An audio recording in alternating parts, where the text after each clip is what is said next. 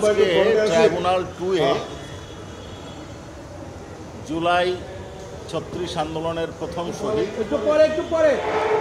শহীদ আবু সাঈদের মামলার চার্জ শুনানি অর্থাৎ অভিযোগ গঠন শুনানির জন্য দিন ধার্য ছিল।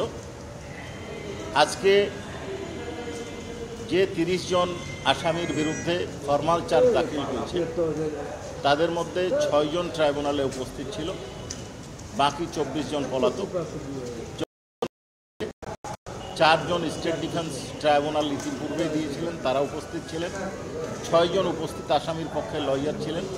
আজকে শুনানির হওয়ার পরে ট্রাইব্যুনাল অ্যাডজর্নমেন্ট দিয়েছেন এবং আগামীকাল আসামি পক্ষের বক্তব্য শ্রবণের দিন ধার্য হয়েছে। আজকে আমাদের পক্ষ থেকে লার্নেড চিফ প্রসিকিউটর মামলার অভিযোগের সমর্থনে আমাদের কতগুলো ডকুমেন্ট আছে, কি ডকুমেন্ট আছে, কতগুলো সাক্ষী আছে, সমস্ত বিস্তারিত বিবরণ তুলে ধরেছেন এবং এটা কন্টিনিউ করার পরে আদেশের জন্য হয়তো দিন ধার্য হবে এবং আশা করছি আমরা আমাদের কাছে যত ডকুমেন্ট আছে এবং এভিডেন্স আছে তাতে প্রাইমা ফেসি কেস আমরা মেড আউট করতে সক্ষম হয়েছি এবং তাদের বিরুদ্ধে অর্থাৎ পলাতক এবং উপস্থিত সকল আসামির বিরুদ্ধে চার্জ হবে।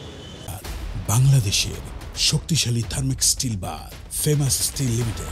আবু সাঈদের মামলার বিষয়ে যেটা অনেকের কাছে খুব গুরুত্বপূর্ণ মনে হয় যে এইখানে আপনারা যদি দেখেন যে আবু সাঈদ যখন নিহত হয় বা তাকে যখন হত্যা করা হয়েছিল, এইটা আমাদের দেশের একটা ইলেকট্রনিক্স মিডিয়া সম্প্রচার করছে। এখানে দেখা যাচ্ছে যে কারা গুলি করেছে এবং আবু সাঈদকে কীভাবে হত্যা করা হয়েছে, কিন্তু তৎকালীন পুলিশ কমিশনার এবং সরকারের ঊর্ধ্বতন কর্মকর্তারা পরিকল্পিতভাবে সেই ঘটনাকে ধামাচাপা দিয়ে ঘটনাকে ভিন্ন খাতে প্রবাহিত করার জন্য আবু সাঈদের সহযোগীদেরকে আসামি করে একটা মামলা দায়ের করেছে এবং যারা হত্যার শিকার হতে পারত তাদেরকে আসামি করে জেলখানায় বন্দি করা হয়েছে। এটা একটা বিষয়।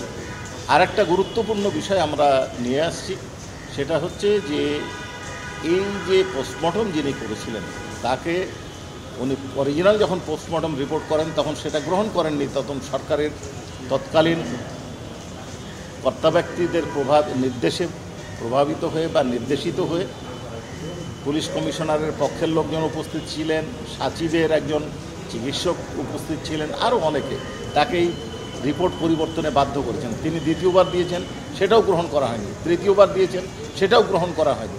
চতুর্থবার দিয়েছেন, সেটাও গ্রহণ করা হয়নি। উনি বাধ্য হয়ে পঞ্চমবার তাদের মতো করে একটা রিপোর্ট দিতে বাধ্য হয়েছে।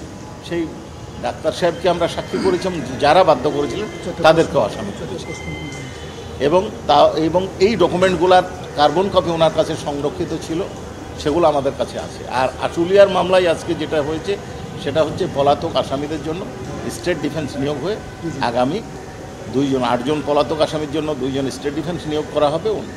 অনারেবল ট্রাইব্যুনাল স্টেট ডিফেন্স নিয়োগ করবেন এবং চার্জের জন্য দিন ধার্য হয়েছে 7